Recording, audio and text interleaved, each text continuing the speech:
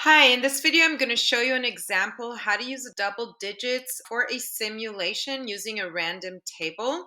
The random table is here below, and in a moment, I'm going to show you how to use that. So the situation reads that for a school project, Max must design a survey. For his survey, he plans to randomly select families and gather information about all the children in each of those families. Listed below is a table showing the probabilities or the percentage of families and the number of children. If you look at the table, they're showing you that right here, 17% of families have 0 children, 23% have 1 child, 25% have 2 children, 16% have 3 children, 10% have 4 children, and 9% have 5 or more.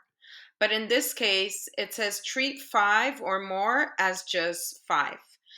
He must have at least 20 children in his sample. And notice if you add up the percentages, that represents all total outcomes 100%. So the question asks, how many families should Max expect to survey to reach at least 20 children? So in statistics, if you remember the last video, I explained expect is the same as average. So how many families on average should he visit in order to have at least 20 children? Now, why does it say at least? Because he could visit a few families and end up with 19 children. So the next family he visits has to be 20 or more. So he may visit another family with 3 children. Therefore, that would put him at 22 kids. Let's see how we would conduct this simulation. So because we are using double digits, we need to simulate using the same percentages as this table. So for example, all double digits are from 00 through 99. That represents 100% of all our digits that we are looking at. So how can we simulate 17%? Well, all we need to do is select 17 numbers out of 100 because we know that 17 out of 100 is 17%. So if I select 17 numbers, that will represent 17%. And then 23 numbers out of 100 is 23%, and 25 numbers out of 100 is 25%, and so on. So how will we use the random table to describe our simulation? Remember, a simulation is one that you create, and as long as it matches the probabilities, then that is fine. So I can choose any numbers I like to represent 17%. So if we went ahead and wrote down 00 through 16, that would represent 17% because I'm also including 00. Now I'm writing 00 and not 0 because 0 would be a single digit, and I'm only going to be selecting double digits for every row I look at here. So let's just write for now shorthand sentences because you do want to write complete sentences, but 00 through 16 is going to represent all families with 0 children. The next consecutive number I'm going to choose is 17, and if I want 23%, that means I must choose 23 numbers out of 100. So 17 through 39 is 23 numbers, so that represents a family with 1 child. Going along to the next one, that would be 40, and 40 to 64 represents 25 numbers, therefore representing 25% right here. So that matches that probability, and that will represent a family with 2 children. The next double digit will be 65, and I want it to represent 16%, so I will choose 16 numbers. So 65 through 80 is 16 numbers, and that represents a family with 3 children. 81 through the next one, we already did 16, 3 children. The next one is 4 children, so I need 10 numbers. So 81 through 90 represents a family with 4 children. And the last one is going to be 5 or more. That represents a family with 91 through 99. And that will represent a family with 5 children. So that completes all our probabilities. This is the set of all outcomes.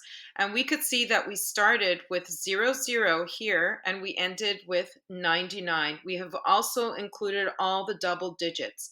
So the next part is our repeated numbers allowed. Repeated numbers are allowed, and if you could think why, is because I could come across a family and they have the same number of children. We will allow repeated numbers, so repeated numbers are allowed. You should always indicate whether repeated numbers are allowed. Now, when will a trial end? A trial ends once we have at least 20 children. So that will be one trial. Now, the question asks us to clearly show 3 trials, but obviously in a real simulation, you want to do more than 3 trials.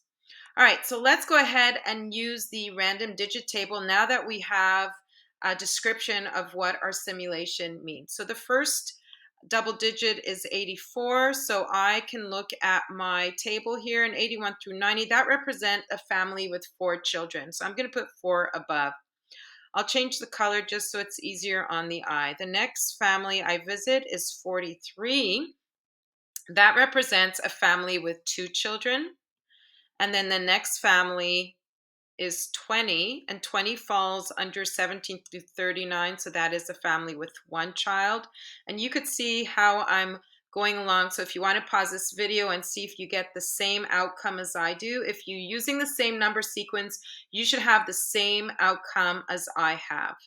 So 49, that would be 2 children. And then 16 would mean 0 children. And then I come across 52. 52 represents a family with 2 children. 94 is the last one. They said to treat 5 or more as 5, so that is 5 children. And I'm going to change the color here to 97 is 5 children again. Let's count how many you have so far. 6, 7, 9. 9 and 2 is 11. And 10 is 21. So that completes one trial right here. So this is the end of one trial. Now, the question did ask how many families on average will we need to visit? So every double digit represents one family. So I'm going to count the number of double digits we have in this trial. So this is trial number 1. I'll just put T for trial, and I'll count the number of families. 1, 2, 3, 4, 5, 6, 7, 8. So in the first trial, we visited 8 families. What we're going to do is we're going to do 3 trials for this problem, even though I stated you should do more than 3 in real life. And then we're just going to calculate the average of 3 trials. All right, so the next one, if you want to again pause the video and see if you get this correct. So the next trial starts with 85, and that represents a family of 4. You can see right here, this is 81 through 90 is a family of 4. 33 is a family of 1, and then 62, that would mean 2 children. 35, that represents 1 child. And 02, that is 0 children. 05 is 0 children again. 84 is 4 children. And I go to the second row. 56 falls under 2 children. And then 36 is 1 child. 71 falls under 3 children. Hopefully I don't make a mistake, because then I don't like to go back and say, oh no, I made a mistake. All right, 97 falls right here. So that is 5 children. And then 01, that represents 0 children. 58, that represents 2 children. Let me count if I have 20. If I have 20, I will stop. So 4 and 1 is 5, 7, 9. 9 and 4 is 13. 13 and 2 is 15. 16 and 3 is 19. And because I need to have 20, I cannot stop here. So my trial ends right here. So this completes trial number 2. And again, let me count to make sure. 4 and 1 is 5, 7, 8, 12, 14, 15. 15 and 3 is 18. 18 and 5 is 23.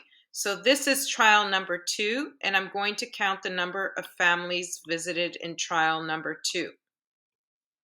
1, 2, 3, 4, 5, 6, 7, 8, 9, 10, 11 families.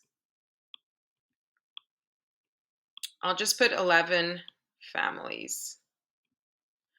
All right, we are starting trial number 3. So this ended trial number 2, and I already started here, so I'm going to continue. 76 is 3 children, and 54 is 2 children, according to our simulation. 17 falls under 1 child, and then 60 is 2 children. 43 is 2 children again. 30 represents 1 child. 41, that would be 2 children. And I'm going to count to make sure I don't have more than 20 already. So 2 and 3 is 5, 7, 8, 10, 12, 13, 15. We need to continue. 33 is 1 child. 99, that is 5 children. And then 97 is 5 children again. So let me count how many children in our third trial. So 0 and 2 is 2,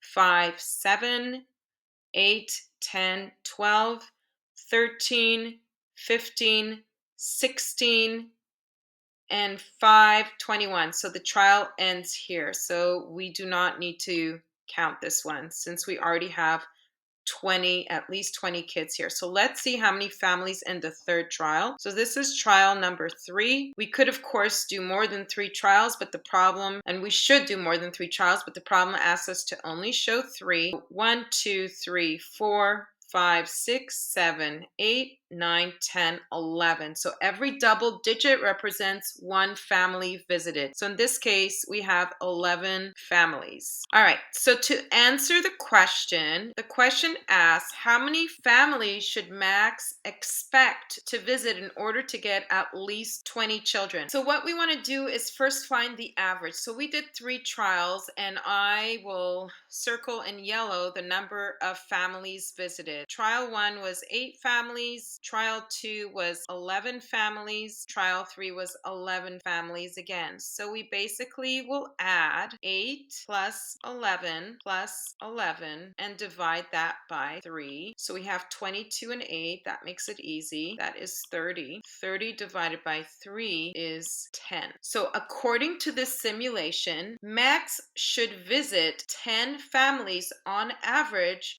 in order to have 20 children, or at least 20 children. We want to answer the question in context. According to the simulation, Max should expect to visit 10 families in order to sample at least 20 children, gather information. And that pretty much is it.